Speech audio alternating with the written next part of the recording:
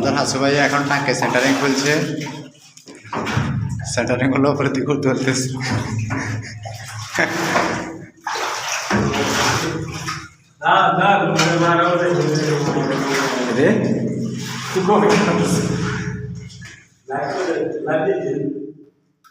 Live করি না, এমনি ভিডিও করতেছি।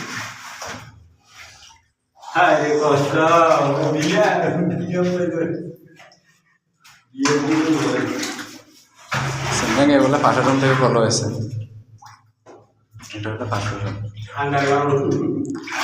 মাটির নিচে।